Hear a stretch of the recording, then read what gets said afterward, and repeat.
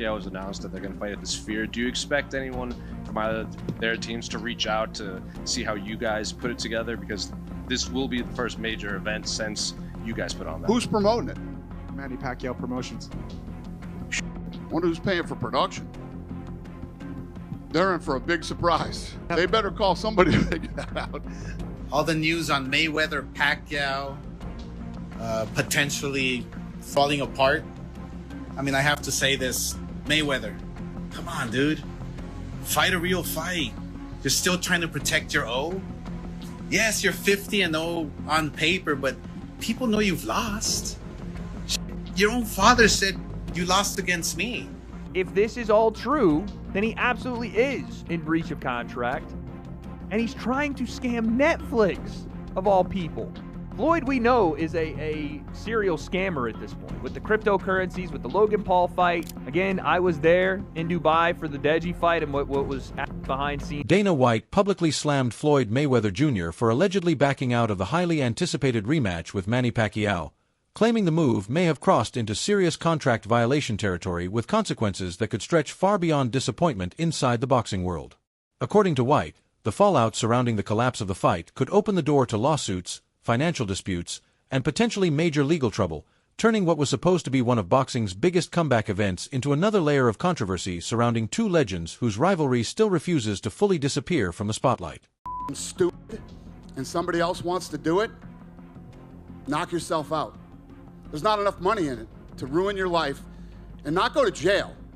Go to federal prison.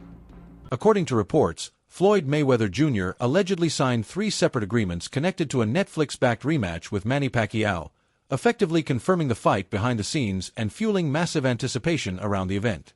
Because of that, any later attempt to reframe the matchup as merely an exhibition or to walk away from the deal altogether could reportedly be viewed as a direct breach of contract, potentially triggering serious financial penalties, legal disputes, and fallout that could extend far beyond the boxing ring itself. He's trying to do it to Netflix. Oh yeah, he's 100% about to get sued because Team Pacquiao says Floyd Mayweather signed 3 contractual agreements for a professional fight against Pacquiao. 3 separate agreements. They also claim Floyd Mayweather has been paid for signing these 3 agreements and has also taken out a cash advance payment on his purse for the fight.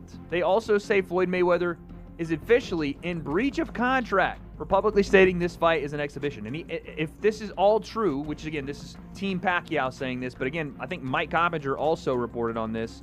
If this is all true, then he absolutely is in breach of contract. Dana White went even further by claiming Floyd Mayweather Jr. is allegedly avoiding a rematch with Manny Pacquiao out of fear, arguing that this version of the fight would look completely different from their first meeting years ago. According to White, Pacquiao's aggression, pace, and willingness to engage would overwhelm Mayweather if they ever stepped back into the ring together, and he suggested the outcome could become shockingly one-sided, with Pacquiao potentially dominating and even destroying the undefeated legend in a way nobody expected to hear surrounding a fighter once considered untouchable. Listen, I understand these kids want to make some money, and they do what they got to do and say what they got to say to try to get in there and make money. This is going to be such a one-sided, ridiculous ass weapon. It's not even going to be funny. It's going to be bad. Manny Pacquiao fired back by directly calling out Floyd Mayweather Jr., insisting that both men signed the same agreement for a legitimate fight and claiming there should be no room left for excuses or confusion. Pacquiao made it clear that, in his view, the deal was already understood by both sides, and he challenged Mayweather to honor the contract, stop the delaying tactics, and finally step into the ring as promised, turning the pressure back onto the undefeated legend as speculation and tension continue building around the potential rematch. How are you feeling, Manny? We know that you've got a fight against Floyd Mayweather scheduled for September at the Sphere in Las Vegas on Netflix. Floyd is being a little bit difficult right now. Are you just letting the process play out and hoping that he gets to the finish line and commits to this fight? What are your feelings on that? No, right now my focus is on September 19 because we already both signed the contract, a real fight. So that's my focus. I don't want to be distracted with anything like that, because I want to prepare. I want to get the 100% condition and mentally, physically. And Manny Pacquiao claimed that Floyd Mayweather Jr.'s behavior feels all too familiar, saying he has seen these kinds of excuses and delays before throughout their long history surrounding negotiations and potential fights. Pacquiao stressed that, in his view, Mayweather has repeatedly relied on stalling tactics whenever pressure begins building, and he made it clear that none of this surprises him anymore, urging the undefeated legend to stop repeating the same cycle of delays and finally follow through on the agreement both sides allegedly signed. Some people say that Floyd may be playing like another game, you know, basically just trying to build up the anticipation for this fight by saying like, oh, well, maybe I'll commit to it, maybe I won't. This is typical Mayweather gamesmanship. Do you think that that's true? What's new for Mayweather? Like, I mean, even in our first fight, like, it's getting hard. It's changing his mind, you know. That's not good. I mean, you need to have word of honor and commitment, you know, to honor your commitment. You really have had the patience of a saint. We know that first time it took like 5 years at least to get Floyd into the ring. At least 5 years to took that fight for a lot of alibis to bring like us. So this time there's no reason for alibis or mixed excuses because we both signed already the Oscar de la Hoya mocked Floyd Mayweather Jr. for what he described as an obsession with protecting the famous 50-0 record, arguing that while Mayweather remains undefeated officially, many people inside the boxing world still believe he lost several fights over the years, including their own highly debated matchup. De la Hoya suggested that the spotless record no longer carries the same untouchable aura it once did, and he challenged Mayweather to stop avoiding what he called real risks and meaningful challenges, reigniting old tensions between two rivals whose rivalry still sparks strong opinions years later. Father said you lost against me back when we fought. And what's crazy is that people don't know that we had a rematch clause for 1 year. And what do? Your pussy ass retires for 1 year and 1 day.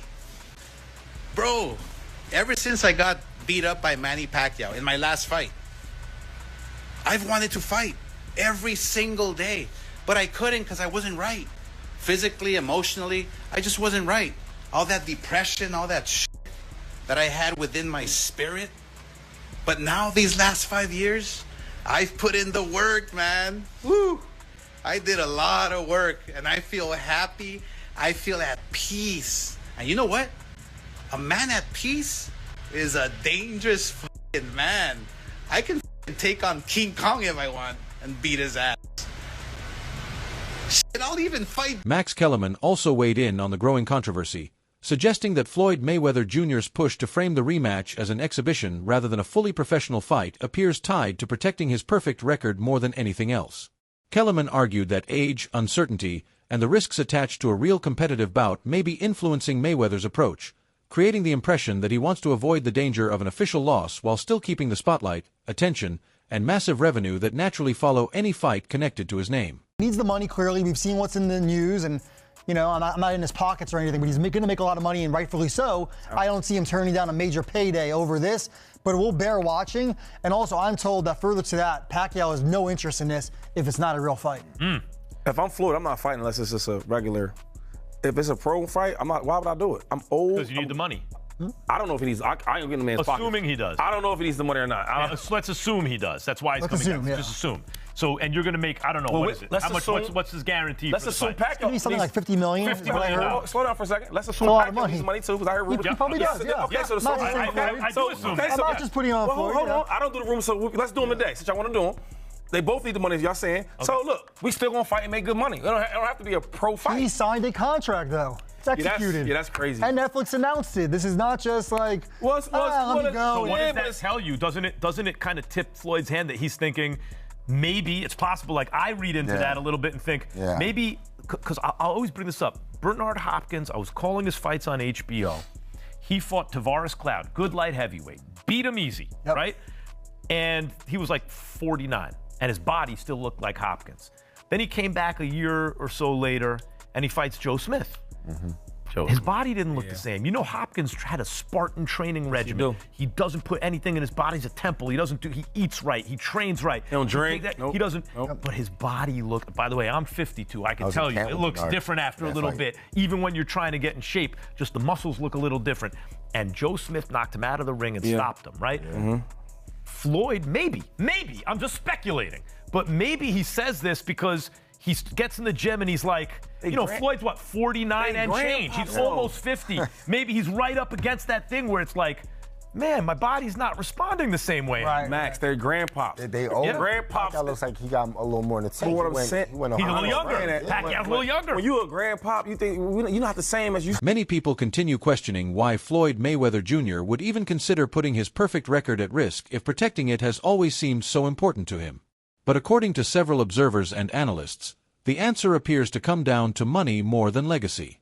They believe Mayweather continues stepping back into the spotlight largely because of the enormous financial demands tied to his extravagant spending habits and ultra-luxurious lifestyle, a lifestyle that requires constant multimillion-dollar income streams to maintain, making every major event, exhibition, or comeback opportunity impossible to completely walk away from. Way back, again, 5 years ago now, but that was like the initial rumblings around that fight.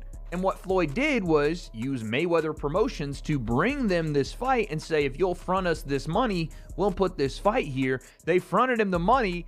He took the money, had the fight at the Hard Rock in Miami with Pacquiao instead. That was the company that put it on, Pacquiao. And Logan saw none of that front end 10 mil, and the people that paid Floyd the 10 mil never saw a dime back.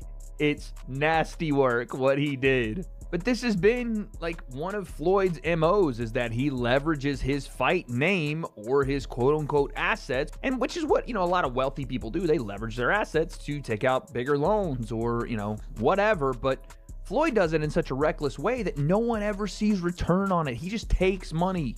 It isn't a loan. Dana White said he has known Floyd Mayweather Jr. for many years, dating all the way back to their early rise in combat sports, and because of that history, he claims he understands exactly how Mayweather handles and spends his money behind the scenes. White pointed to Mayweather's long reputation for ultra-lavish habits, luxury purchases, and an endlessly flashy lifestyle, saying he is not surprised at all by ongoing rumors involving financial pressure or possible debt, especially considering the massive level of spending that has followed the undefeated boxing superstar throughout his career. Floyd and I go way back to the amateurs. We've known each other for a long time. I just saw him at the Celtics-Lakers game, and we talked. So we have a good relationship. We go at each other sometimes, but at the end of the day, we've known each other for a long time. Joe Rogan noted that Floyd Mayweather Jr. spends money like a tap, pointing to his non-stop luxury lifestyle, expensive habits, and constant displays of wealth as possible reasons he keeps returning to massive payday fights. Rogan suggested that the financial demands tied to maintaining that level of extravagance may be a major factor behind Mayweather's continued involvement in high-profile events, even after already securing a legendary career and enormous fortune inside the sport. By watching a car, you're down 10. That's nuts. That's nuts. Crazy. I remember Iran Barkley was talking about that. Iran Barkley, when he was in his prime, was hanging out with all these professional athletes, and everybody was getting diamond-crusted chains and this and that, and he was keeping up with these people. Like, you got to keep up with the Joneses. And he just found himself, like, draining all of his money. He was talking about it like that was the biggest detriment to him being able to save any money. They trying to keep up. Yeah. Which I thought was funny when I was listening to this conversation with Chad Ochocinco. He was talking about it. He was like, his jewelry fake. Yeah, he was wearing fake jewelry. But who would know? What's that? Who would know? No Chad one know. Ochocinco. Exactly. It's fake like when jewelry, they look at him, like flying economy. He was sleeping at the stadium, so he didn't have to pay for an apartment. So smart. Yeah. So clever. Zab Judah, a veteran who has shared the ring with Floyd Mayweather Jr., offered a different angle on the growing chaos around the Mayweather-Manny Pacquiao rematch situation, suggesting the confusion over whether the bout is a fully sanctioned professional fight or an exhibition may not be purely strategic at all. Judah implied it could come down to something far simpler, like a misunderstanding in the way contract language was communicated or interpreted, possibly even a language or terminology gap during negotiations. He added that if both sides didn't fully align on the exact terms when signing, it could explain the current wave of public contradiction, frustration from Pacquiao's camp insisting the fight is official, and the ongoing tension surrounding Mayweather's statements that have fueled talk of a potential breach and even legal dispute. I mean, I've heard this in the past that Pacquiao wasn't looking to do any exhibitions. You know what I'm saying? I mean, yeah, if you knew. I don't know why Floyd's surprised that this is not an exhibition. I mean, you got to think anybody that want to fight Mayweather in a rematch, especially a Pacquiao or anybody up to that style, they don't want a real, you know, something really to go down on paper. You know what I mean? So, I mean, I don't know the language barrier that was put forth upon signing these contracts. Maybe Floyd wasn't 100% abreast of what was going on. You know what I'm saying? And, you know, it kind of slipped through the cracks that this is the real deal Holyfield. You know what I'm saying? Not, you know what I'm saying? We're not playing around. And, you know, maybe that got through the cracks. I don't know how. I wasn't there. I don't know his business. But somehow, you know, he's saying it did. I mean, well, he didn't say that. I'm just saying I don't know how he didn't catch on that this is the real deal Holyfield. Some experts and industry observers believe Floyd Mayweather Jr.'s recent stance, suggesting the rematch with Manny Pacquiao may only be an exhibition while publicly downplaying key details, could actually be a calculated publicity strategy designed to amplify buzz and controversy around the fight.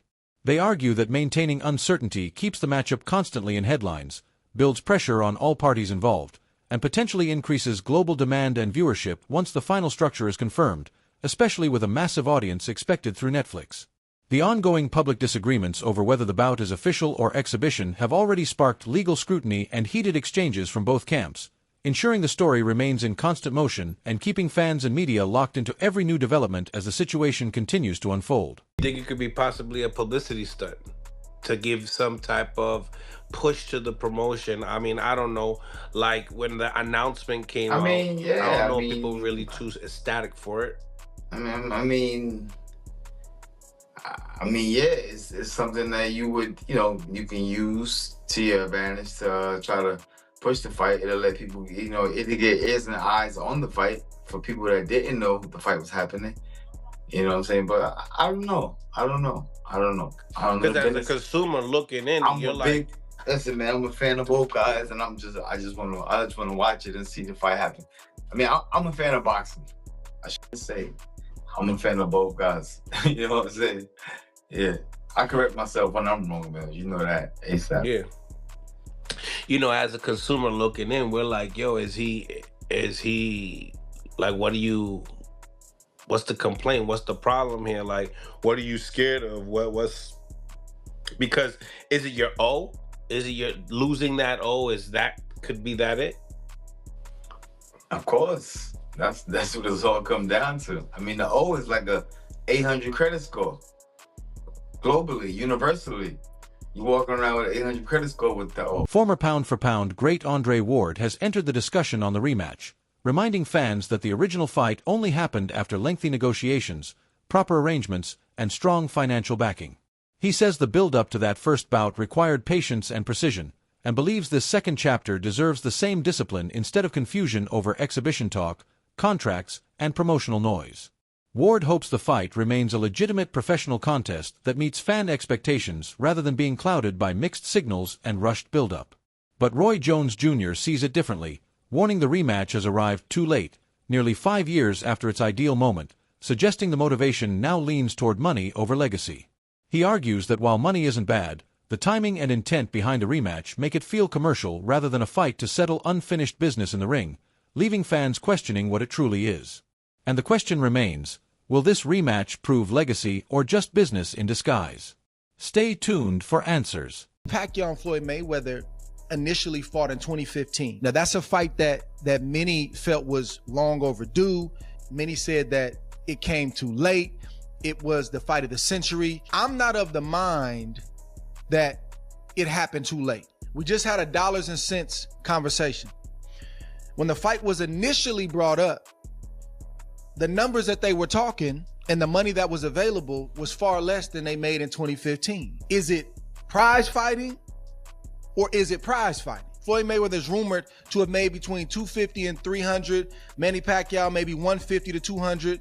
Maybe that's a 40 to 80 million conversation and a 30 to 60 million conversation for Manny Pacquiao. I think the fight happened when it was supposed to happen. What say you, Roy? Yeah, I think it happened when it's supposed to happen for the prize. But for the legacy, no, it happened 5 years too late.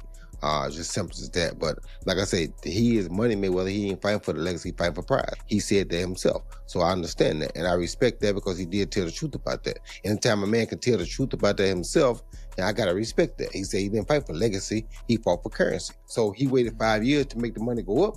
Very smart. I mean, for what he was doing, he did the right thing. And now, for them to come together and even get an even bigger purse on Netflix is even more brilliant. So I think, once again, he's being the brilliant guy that he is. He's one of the most brilliant guys to ever touch the sport when it comes to making money. He's the GOAT at making money in boxing. I'll never take that away from him. He's the best ever at knowing how to do things at the right time to maximize the currency. He's the GOAT. Even as Floyd Mayweather Jr. appears to live in endless wealth, what lies behind the curtain is far more complex. Massive earnings rarely translate into true financial safety when hidden obligations, contracts still running, and delayed payments quietly stack up. What the public never gets to see. According to financial analysts, these invisible pressures build over time and can challenge even someone at Mayweather's level of success. Despite the luxury lifestyle and status as one of boxing's biggest earners, financial commitments, legal issues, and business deals create constant strain, proving that apparent wealth doesn't always mean real stability and the truth stays hidden beneath still. See somebody like Floyd Mayweather, that's the oldest in the book, y'all. Y'all know, when y'all see somebody flogging money everywhere, they got this, they got that, they got this. Was it Gervonta Davis? Tank told us 2 years ago that the reason they held Floyd Mayweather, you can put it back on the screen, captive in Dubai is because he had owed them money and they wouldn't release him until he announced the fight to give them their money back. You know they do that over there in Dubai, right? You ain't going nowhere if you owe a debt.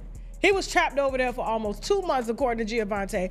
They shared the same manager, Al Layman, who collected money in cash because Floyd Mayweather gave him a power of attorney to do so.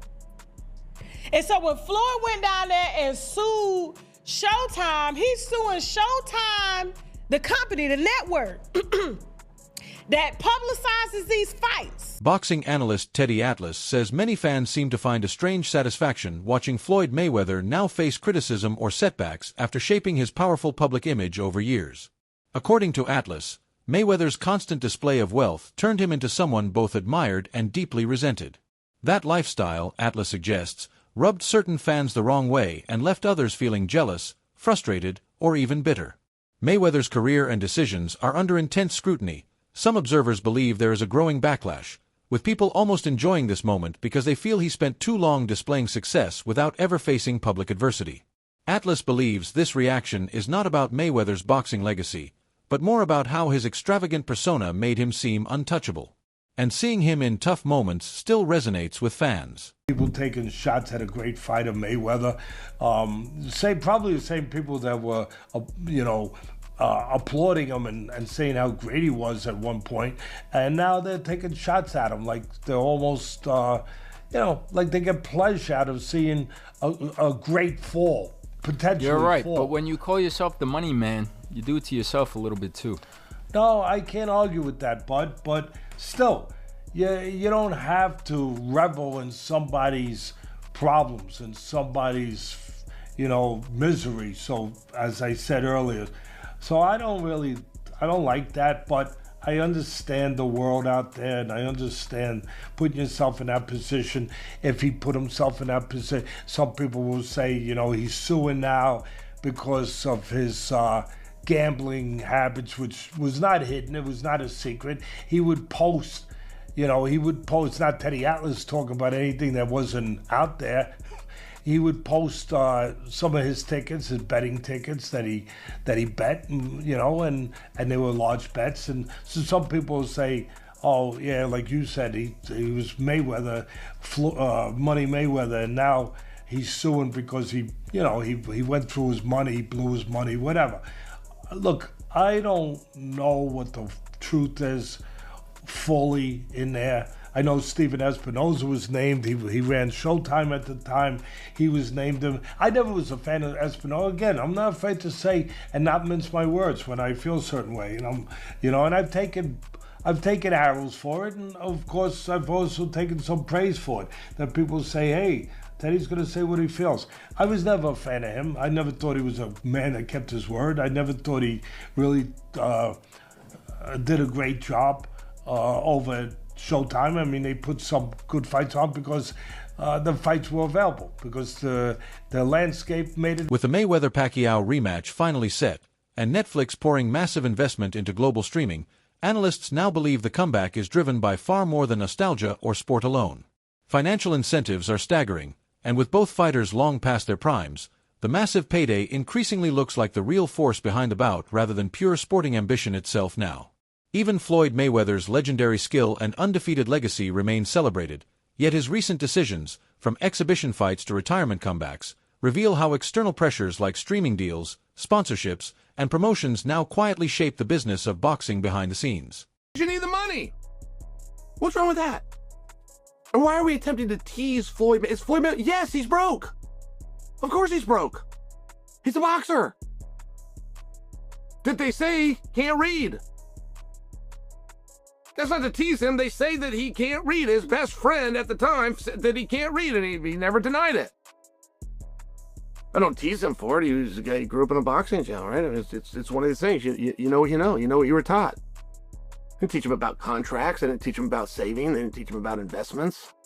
Who would have taught him these things? Of course he's broke. He's a gambling addict. He got baby mamas all over the... What do you mean is he broke? Of course he's broke. What boxer do you know that isn't broke? What a ridiculous... And now the real question hanging in the air is this. What do you make of all the drama around the Mayweather versus Pacquiao rematch and Floyd's financial decisions behind it all? Do you see it as smart business, or boxing losing its soul to money and spectacle? Drop your thoughts in the comments. I want to hear where you stand on this.